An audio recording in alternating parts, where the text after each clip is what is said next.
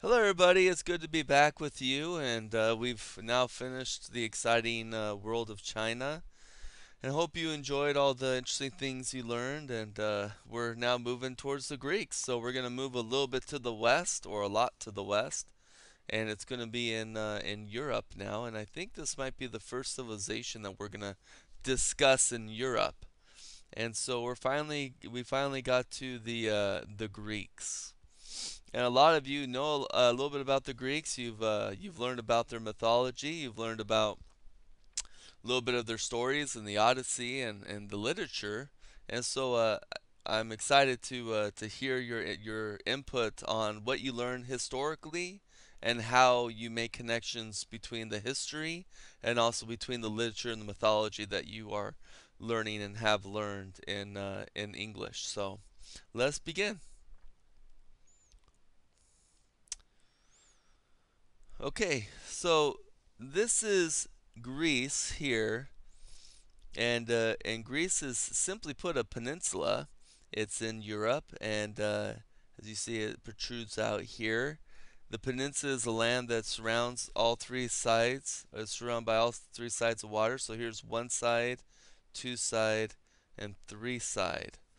And Greece is made up of smaller peninsulas and islands. And so this is Greece. You can see the different islands as well.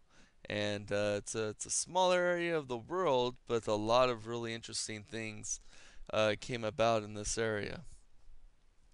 So there are mostly mountains in Greece, therefore there are few flat farmlands. So I want you to pay attention to this map here. Do you see all this brown? That brown represents mountains. And so you can see this is all Greece here. And just look how much brown is within there. And even where the brown is the darkest, that's where mountains are the highest and most dense. And then you can see just little tiny flecks of green in the areas. And those are the areas which they would actually try to settle and farm near. So Greece, it had a lot of mountains, and it didn't make it easy for trading as far as land goes. So most cities had to be by the ocean or by the sea. And if you live by the sea and you get used to trading by the sea, you become excellent at working with trading by boats and traveling by ships, and you become very maritime in your adventures. And so the Greeks are going to become excellent seamen. And as a result, most people will settle on the coast, and so you're not going to see people settling in the mountains. However, the mountains will possibly be well, you could look at it either way. It could be a good thing or a bad thing having so many mountains in a country. We can discuss that in the next time in class. So sea and ship. So we have to the south of them the Mediterranean Sea. The west is the Ionian Sea, and the Aegean Sea is to the east. So the Greeks used the sea as a source of food and trading with other communities. Greeks became expert sea builders and sailed to Egypt, Asia Minor, which is what we now call Turkey, and to other islands like Crete, etc. So here we have a map, and you can see Greece, and this is a pretty simplified map. Here's where Athens would be, and then you have Crete over here, and then you have the tiny little islands as well. You have the Aegean Sea here and the Ionian Sea as well, and then the Mediterranean. The two earliest cultures from Greece are the Minoans and the Mycenaeans. So most historians do not consider the Minoans to be Greek because they did not speak the language. So you have the Minoans on Crete, you have the Mycenaeans who are over here, but the Minoans, although their culture is very Greek, their language is not. So many scholars would argue that they are not part of the Greek culture, although they may have contributed to it. But again, some Greek scholars say no, their culture is very Greek indeed. Just because they don't have the same language doesn't mean that they aren't Greek. So, interesting debate.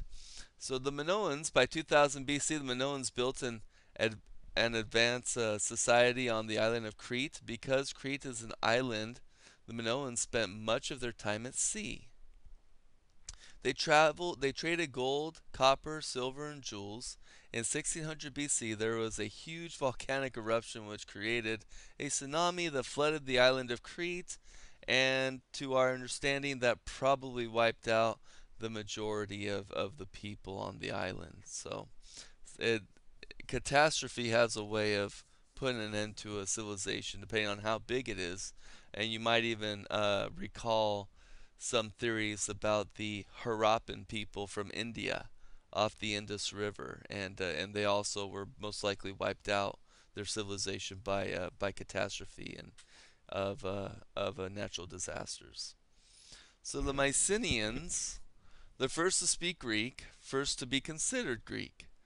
They named themselves after their most powerful fortress, Mycenae. After the Minoan society had declined, the Mycenaeans took control of Crete and became the major traders in the eastern Mediterranean. A series of invasions and earthquakes caused the civilization to crumble. So again, it looks like earthquakes and natural disasters on Crete caused the Mycenaeans to fail as a civilization as well. So here we have just a basic city of what Mycenaean city may have looked like. You see, they had walls, and of course they have buildings, and they're by the ocean, as most Greek cities will be. So Greeks have city-states. After the Mycenaean civilization crumbled, the Greeks began joining together in small groups for protection. Eventually, each group became a city-state or polis. The creation of city-states began the classical age. This period is marked with great achievement. And so city-states, if you go back to your Sumerian history that we discussed earlier in the year, they too had city-states. Excuse me. Where most of the where the people were, there was a government for a city, and all the land around it was controlled by that city. And so Greek is going to have very similar system to what the Sumerians have, which will be a city-state system. There won't be one king or emperor to rule all of Greece at this point. Life in the city-state. Every city-state had an acropolis. This was a fortress on top of a high hill in the city. Look at that. There's the acropolis. Cities had walls to protect them. Farmers, women, and children would come into the city for protection in times of war. So they would head to high ground for the in times of war, and that would also give you protection and also give you the advantage.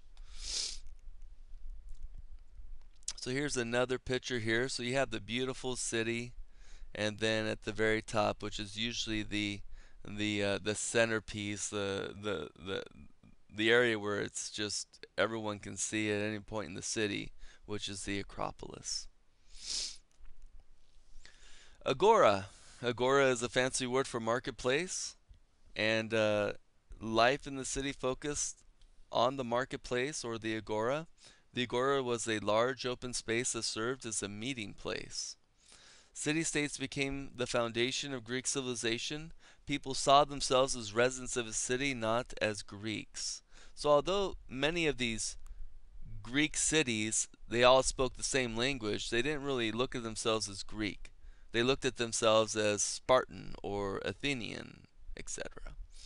So the agora was pretty much it was the area where all the shops were, where people came to shop, to mingle, to talk. That was the agora. So it would be very much like um, downtown Torrance, or maybe a mall or something like that would be the equivalent of the agora. Community involvement. So living in a city-state, there was a strong sense of community. Greeks were expected to participate in the economy and the government. So Greeks were encouraged to be in the government, and in Greece they had something called democracy, which we'll later get into. City-states and colonization. City-states made life safer from invaders. As a result, Greeks were free to think about other things except defense. Greeks began trading, exploring, and building colonies, which became polis. Soon, Greeks were spread throughout the Mediterranean. So, because they had this city state mentality, the argument is they kept themselves heavily fortified and defended. And if you are heavily fortified and defended and there's security in your city state, then you don't have to constantly worry about how you're going to keep yourself alive. And if that's the case and people have that security and that assurance that they're safe, then they can start thinking about other things, which leads to innovation and people coming up with new ideas. And so Greece was full of new ideas, and which we'll talk about in the next webcast. So patterns of trade: the colonies sent iron and copper to the mainland of Greece. Greece traded with wine and olive oil. Trading made city-states richer, and some city-states became great trading centers. Greeks had become the greatest traders in the whole Aegean region. And so that kind of covers the whole geography and the early Greeks, and you even have an idea of what they were popular in trading and how they traded. So go ahead and write your one-page summary, and I look forward to meeting and discussing all this with you. And have a great day.